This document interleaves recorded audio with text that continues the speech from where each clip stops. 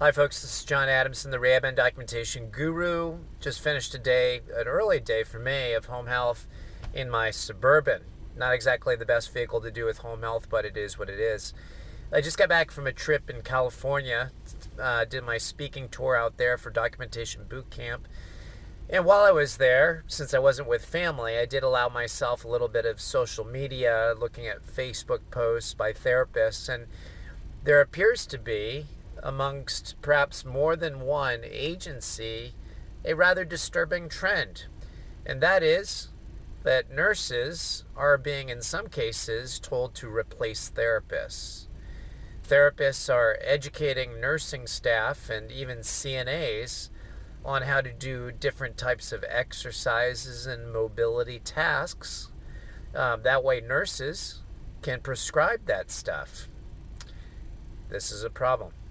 This is a problem because what's happening is there is a tendency of agencies, we've seen this in PDPM, to assume that therapists are expendable.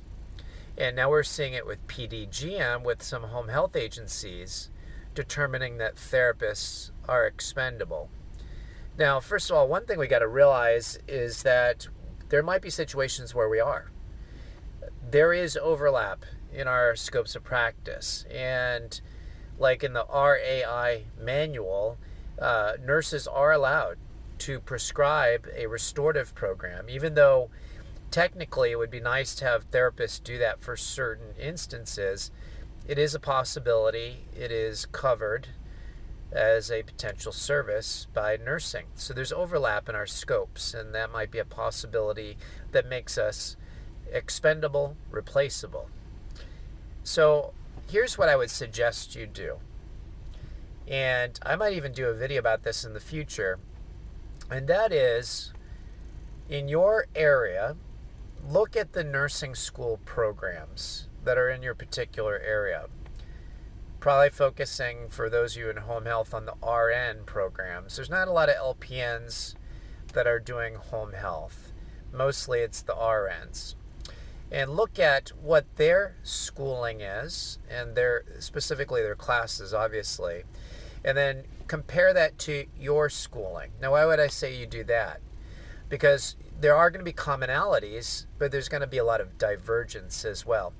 And what I would encourage you to do for your different agencies that are pushing towards this trend is to develop basically a spreadsheet of all the areas of expertise that you've been trained in that a nurse does not have, and educate your higher-ups in your company, your managers, on what differentiates you as a therapist from a nurse.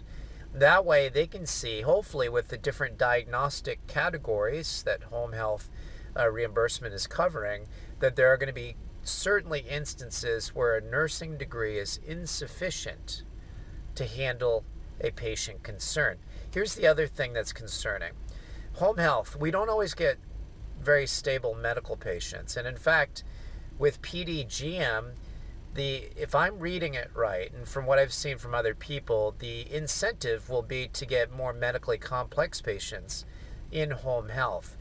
So when we look at those of you that are familiar with the evaluation complexity codes and clinical presentation, if we have a clinically stable patient, that might be certainly a safe patient to give to a CNA to do some exercise routines with. That might be appropriate in some instances.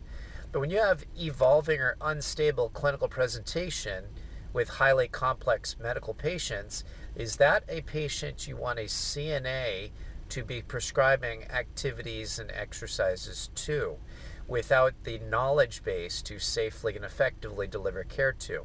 So those would be the two areas I would focus on if you get a chance to help educate your agencies so that you can promote why you should be involved in these cases. One is the differences in education, and two, focus on clinical presentation of the patient, because clearly there are times when a CNA and even a nurse should not be safely and effectively delivering care.